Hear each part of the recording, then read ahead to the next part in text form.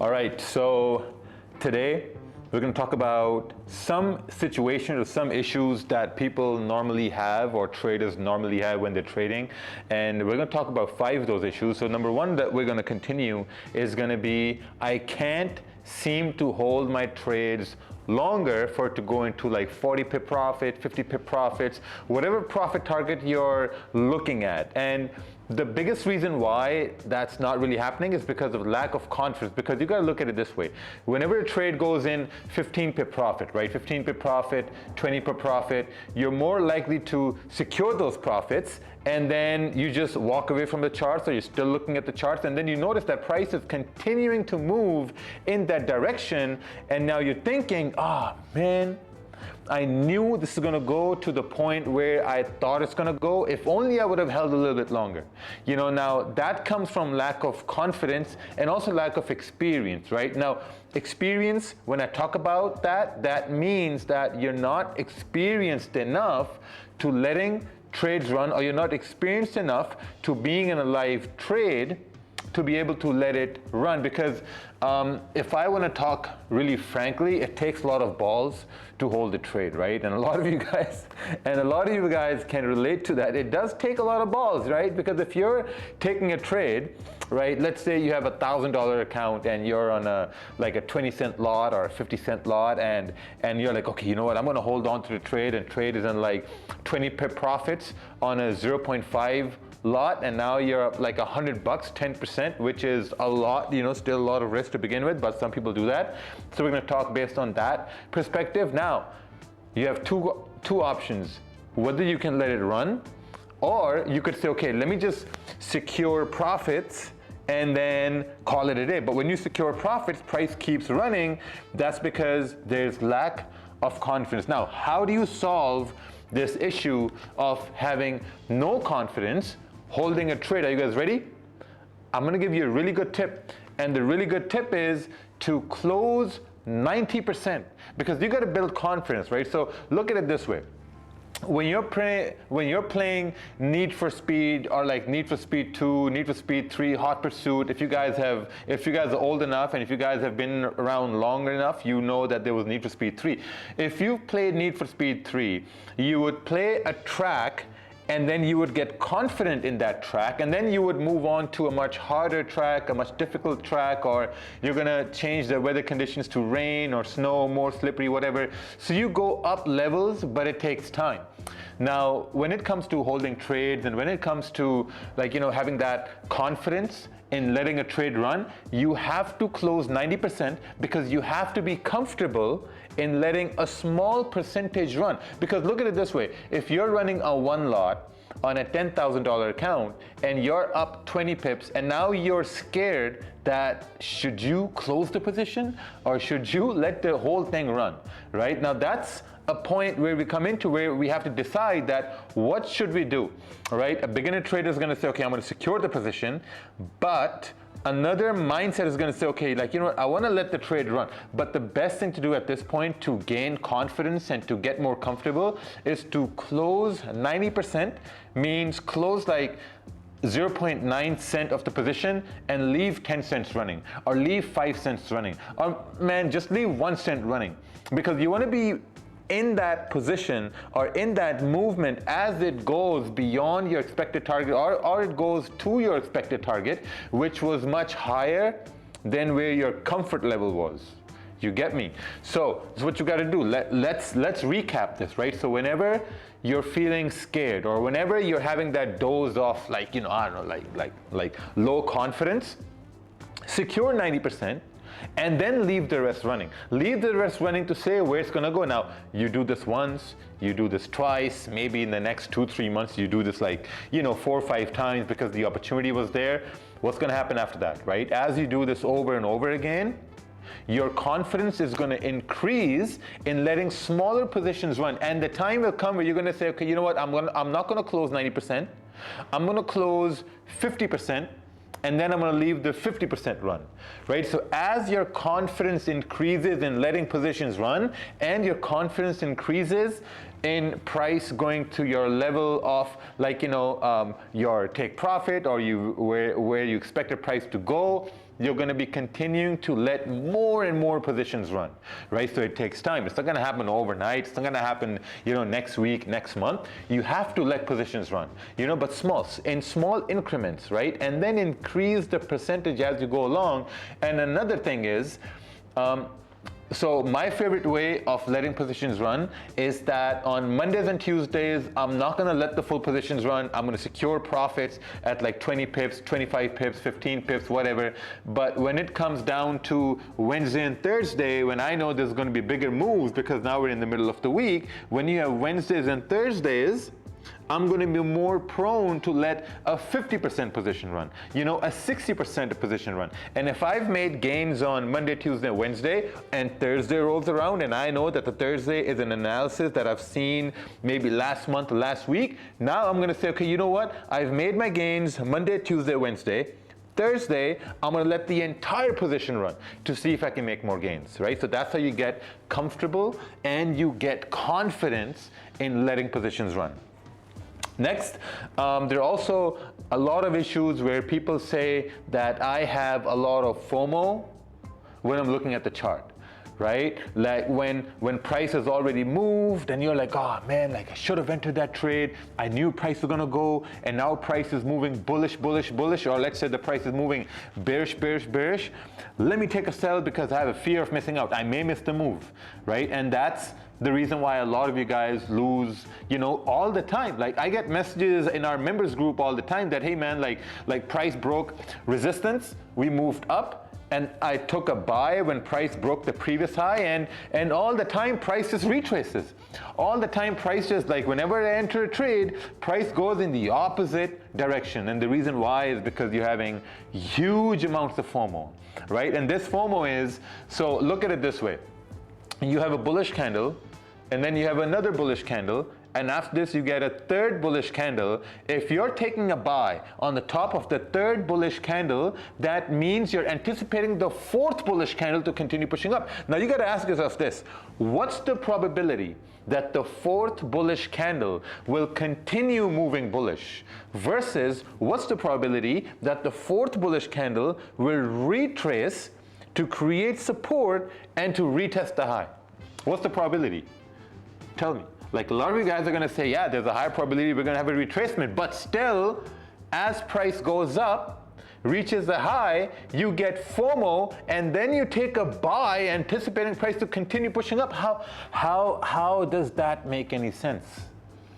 Right? Very rarely price is going to continue moving bullish. It's very rare. It's not going to happen all the time. So when you're getting FOMO, just know this, right? So what I did in the beginning, I used to get a lot of FOMO. I remember back in 2016 when I first started, and I would see gold push down. I would try to take sells, and price would retrace, or I would try to take buys anticipating a retracement, but price would continue pushing down. I was just losing.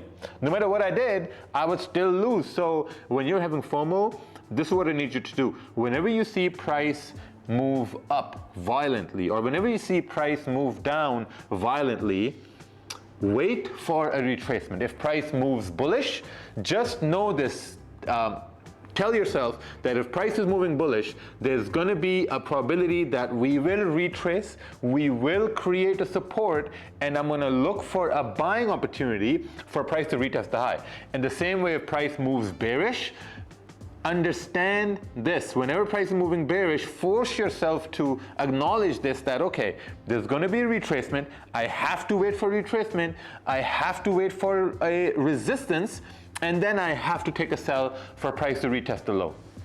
These two things are going to happen over and over again. And the moment I explained this to myself, and the moment I really understood that, okay, this is exactly, to be honest, this is the only thing I got to wait for. That's amazing, because whenever you're looking at a chart and you're seeing prices just pushing up, or you see prices just pushing down, that's the best scenario, because all you got to do is wait for retracement.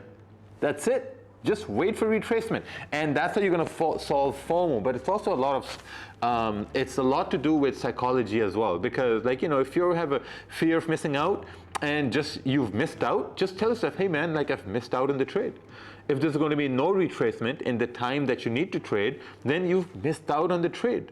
It's okay to miss a trade, because in my experience, what I've seen is that if I've if I have cried over a trade that has already moved, I know that that same move is going to happen, tomorrow, or day after tomorrow, or next week. So there's no need for FOMO, because the same things happen over and over again. I've spent like 8 years, 7, 8 years in trading. I've seen so many moves happen over and over and over and over again. So FOMO is solved by just waiting, right? If you want to execute as price is moving up or down, just wait for retracement. That's it. Now, there's this one more thing that people say all the time. They're like, hey man, I trade news and I lose. What do you expect, man? I trade news and I lose. Just stop trading news, right? Just stop it. There's no need for you to trade news. I know a lot of people are inclined towards trading news. I know a lot of people, they want to make those, those quick gains by trading news with buy stops and sell stops. I mean, me included, but I have experience, right? With buy stops, sell stops, you're trading news, you're putting, your stops are getting slipped, your positions are getting slipped, your pending orders are getting slipped. You're basically getting screwed around like a rag doll in the market. Like, what good is that?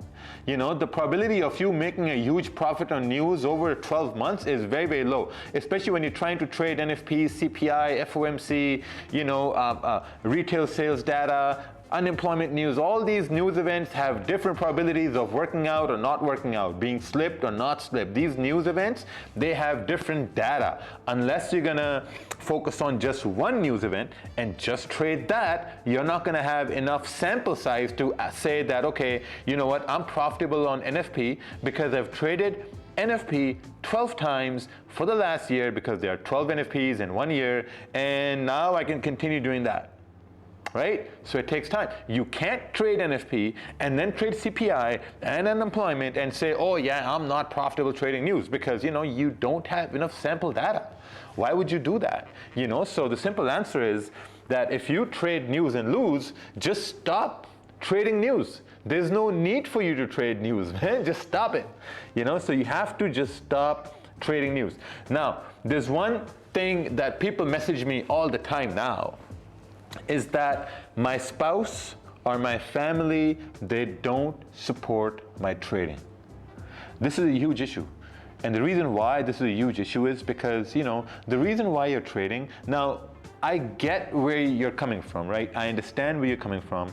You're starting to trade because you saw someone make a lot of money, or you saw me make a lot of money, or you saw someone else be very successful at trading, and now they have life on their own terms, or whatever that wish is, right? I understand, I totally understand that. And the reason why you're starting to trade is so that you can take care of your loved ones. You can take care of your wife, or you can take care of your kids, your girlfriend, your parents, your siblings. You can have like a secure future, because trading is where you're gonna make it, which is true, right? Which is true. But then you get this backlash from the people you love. You get this backlash from the people who you are doing everything this for, and you're like, man, what am I doing wrong? Like, I'm doing all this for them. They don't understand. I'm trying to trade. I'm trying to make money. I'm doing these analysis. And I'll tell you why you get that backlash. You get that backlash because you're not disciplined with time. A lot of you guys are going to be looking at the charts, are going to be looking at the phone while you're at the gym, while you're at the grocery store, or while you're at like a dinner date or having food or whatever you're doing. You're looking at the charts. You're looking at the charts while your spouse is talking to you or your parents are talking to you, and you're like, oh, no, I gotta focus on the chart. I gotta focus on the money. I gotta focus on the trade. That's not how it's gonna work. Of course they're gonna say, man, what's wrong with you? You're on the charts all the time. You have nothing to show for it. You've lost so much money. Some of you guys out there have lost savings. Like it makes no sense at all. Right? So if you're not respecting your own time with trading, how can you expect the people around you to respect your time that you're trying to devote to trading? There's a one simple fix with that. A lot of you guys are young, right? And you're like, okay, my parents don't support me. And a lot of you guys are married or in relationships, guys or girls, right? And you're like, hey, my spouse doesn't support me, because you're not respecting your time. And here's what I need you to do, right? The reason why is because you're like an addict for the chart. So what you got to do is you got to focus on, okay, you know what? I'm going to spend maybe 2 hours on the charts, and that's it. 1 or 2 hours on the charts, and then I'm done. Right? Then you got time for your kids, your spouse, your parents, your siblings, for sports, for hobbies, and all that. Like, trading is not a hobby. Trading is a side income that may pay you well. It may pay you well, and a lot of people fail, right? And a lot of people fail is because they over devote their time to trading. You don't have to over devote your time to trading. You just got to fix 1 or 2 hours to trade, and that's it. Because guess what's going to happen? Are you ready? You know what's going to happen? Can you guess?